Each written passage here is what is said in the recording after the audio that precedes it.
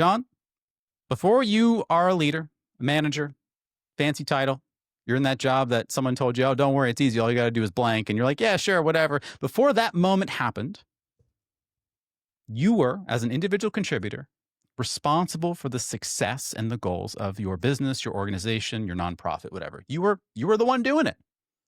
So, I don't know if you experienced this, John, but a lot of people in smaller companies, they're in the trenches, they're doing the work, and the CEO might come by for a tour. And they shake people's hand, and they might say something like, John, thank you for all the work you do. You're responsible for our success. And gives you that trademark smile. And you think they're full of shit, but you're smiling anyway because you want that paycheck. Well, it turns out, even if HR told them to say that, or their lawyer told them to say that, or their PR person told them to say that, what they said was actually true. You were responsible for the company or the business or the organization's success at that point in time.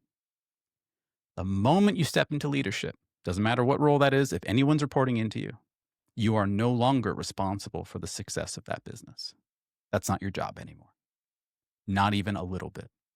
You are now responsible for the people who are now responsible for the success of the business. So it doesn't fall on your shoulders. It's not on you. You're not, things don't have to, quote unquote, get done. Your people have to get the things done. So now everything is reframed from a place of, how can I help my people to make sure this can happen? What challenges can I take away from them to make sure they can make the magic happen? What can I absolve of them? What heat do I got to take on their plate and take the blame for while they get all the successes and make the magic happen? How can I make sure my people feel developed and supported and they feel good about the job? Now, I get feedback about this a lot. Says, no, man, because my boss is barking at me. They want things from me. They need this report. They need this. They need that. They need that. Yeah, that's because they don't know what the heck you're supposed to do. All they know is they want good results to happen. And the way you get good results is focusing on your people.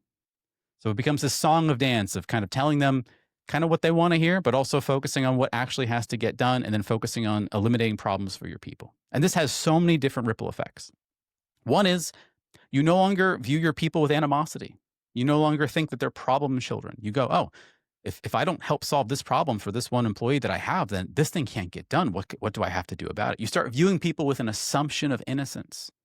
Because, of course, everyone wants to do a good job. Everyone wants to do a good enough job. They get a paycheck. They get to walk away from that knowing that they did a good enough job. What can you do to help them with that, right?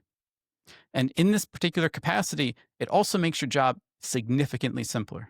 Because, again, I know that in my early days as a leader, I thought I had to take on the world. I had to be up at like 4 a.m. for every single call. I had to leave at 7, 8, 9 o'clock at night till the office. I had to take on everything. When I'm like, well, you know what? No one shows up till 7.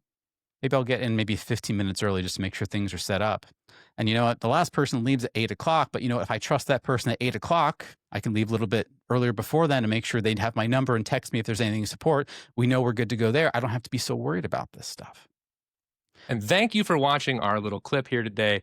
We are sponsored by nobody. This isn't a sponsor thing, surprise. No, it's more us. We would love you to kind of hang out a little bit longer.